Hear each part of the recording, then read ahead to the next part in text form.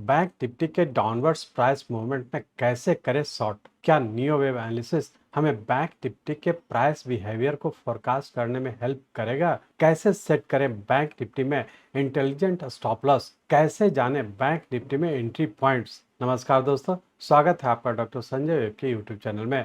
दोस्तों, आज मैं doctor Sanjay Sinha, technical analyst working on neo wave since last 28 years.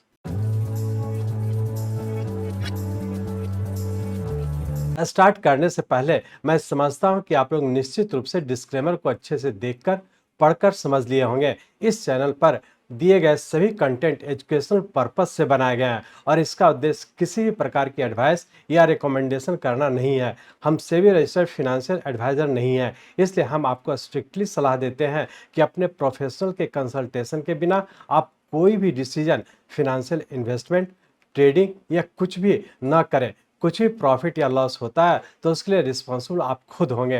Bank Nifty पर व्यूअर्स के सभी क्वेरीज के सॉल्यूशन के साथ यह वीडियो आपके लिए तैयार किया गया है। हम बैंक निफ्टी के इस स्टेज में शॉर्ट पोजीशन के साथ सटीक अपर स्टॉप लॉस लेवल सेट करना बताते हैं। हम बैंक निफ्टी के लॉन्ग पोजीशन से इस स्टेज में एग्जिट करने पर जोर देंगे। वीडियो में हम new long position creation avoid करने के रीजन बताएंगे। वीडियो में पैटर्न कन्फर्मेशन को क्लैरिटी से समझें। बैंक निफ्टी के नीचे के डायरेक्शन में मूवमेंट को वेब पावर से इनकैश करें।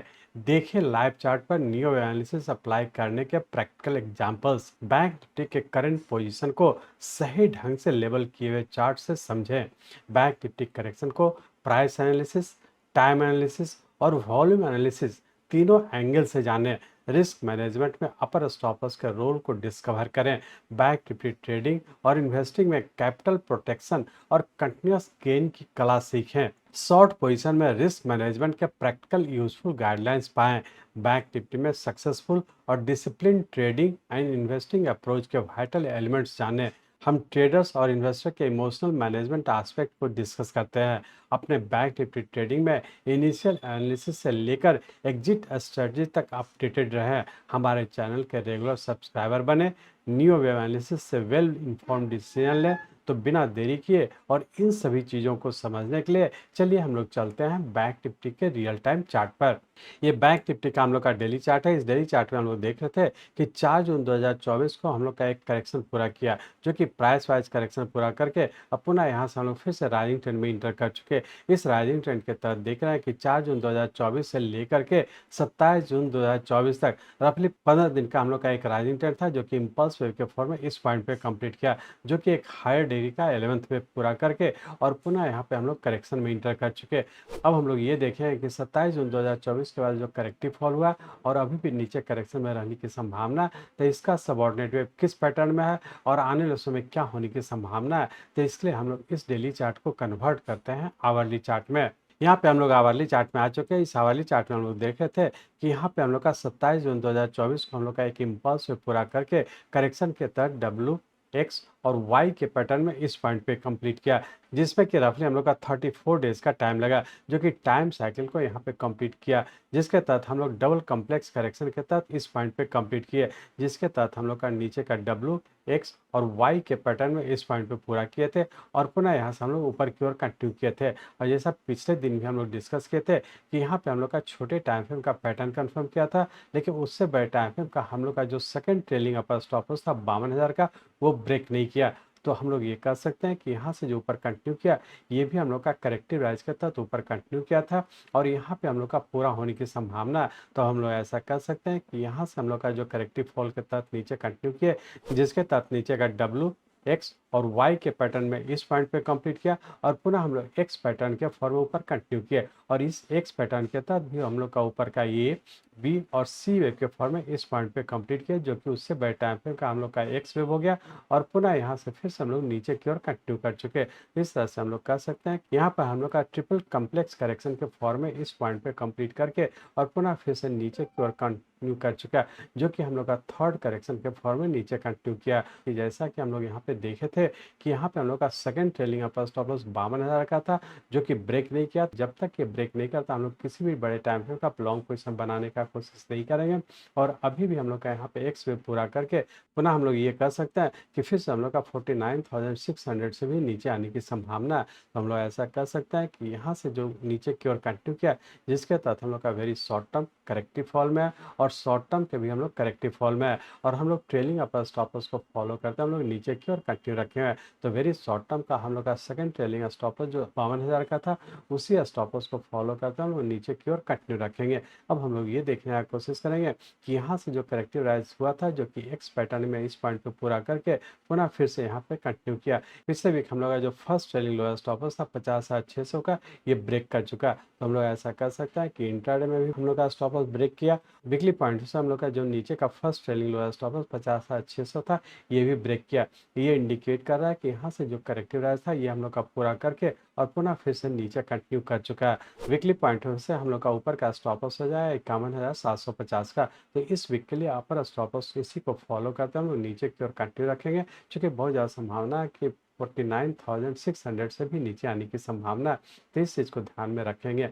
अब हम लोग ये देखने का कोशिश करेंगे कि पूरे वीक में क्या होने की संभावना है। तो पूरे वीक के लिए रेंज बाउंड के तहत नीचे का 50,200 और ऊपर का 51,200 इसी रेंज बाउंड में रहने की संभावना। पूरे वीक के लिए हम लोग का अपर स्टॉप लॉस हो जाए 51,750 का। इसी अपर स्टॉप लॉस को ध्यान में रख करके जब भी ऊपर जाता है, यदि डिक्लाइन पे बाई किए हुए हैं तो यहाँ पे ऊपर के लेवल पर जाता है, प्रॉफिट बुक करके एग्जिट हो जाने का कोशिश करेंगे। और यदि शॉर्ट करना चाहते हैं तो अपर लेवल के पास शॉर्ट करते हैं। वीकली पॉइंट से 51,750 के अपर स्टॉप लॉस को फॉलो करते हैं, नीचे की ओर कंटिन्यू रखेंगे। वेरी शॉर्ट टर्म फिर से हम लोग का नीचे ही रहने की संभावना है। अब हम लोग ये देखेंगे कि मंडे ट्यूसडे को क्या होने की संभावना है। तो इसलिए हम लोग इस आवरली चार्ट को कन्वर्ट करते हैं 15 मिनट के चार्ट में। यहाँ पे हम लोग 15 मिनट के चार्ट में आ चुके हैं। इस 15 मिनट के चार्ट में हम लोग देख रहे हैं कि करेक्टिव राइज के तहत हम लोग का एक्स वेव यहाँ पे पूरा करके सबसे छोटे टाइम पे हम लोग का यहाँ पे पैटर्न कंफर्म किया। ये इंडिकेट कर रहा है कि नीचे का 1 2 3 4 और फिफ्थ वेव के फॉर्म में नीचे कंटिन्यू है और अभी भी नीचे ही जाने की संभावना है। तो जब तक इंट्राडे का पर स्टॉप लॉस ब्रेक नहीं करता, हम लोग जब भी ऊपर जाता है शॉर्ट करें, नीचे के लेवल पर प्रॉफिट बुक करें या फिर होल्ड कर दें। तो अपर स्टॉप लॉस जो दे रहा है उसी को फॉलो करेंगे।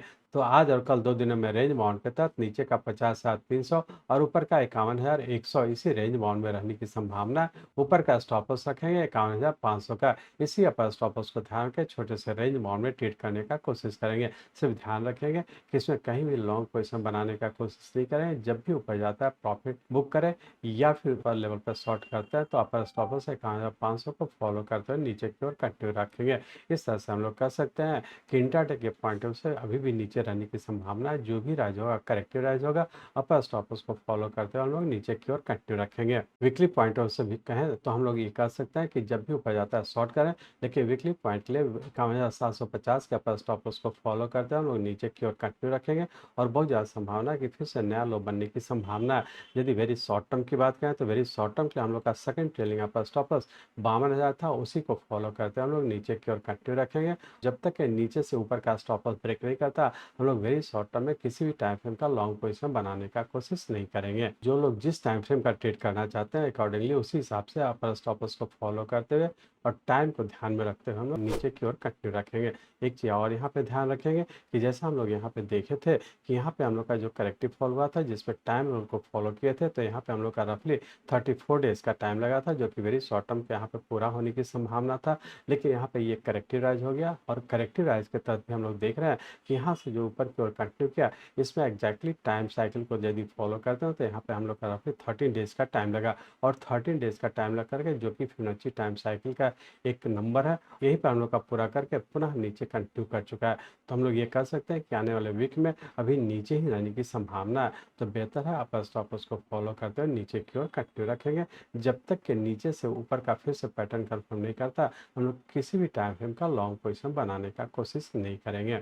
मैं चाहता हूं मेरे जीवन का लक्ष्य है कि नियो एनालिसिस के नॉलेज से इस मार्केट में कोई भी लूजर ना हो। इसको आप सीखें, लोगों को सिखाएं, लोगों को मदद करिए। हमारे साथ जुड़े रहने के लिए, आज के वीडियो को ध्यानपूर्वक अटेंड करने के लिए, इसे दूसरों तक पहुंचाने के लिए आप सबका हृदय से बहुत बहुत धन्यवाद। जय हिंद।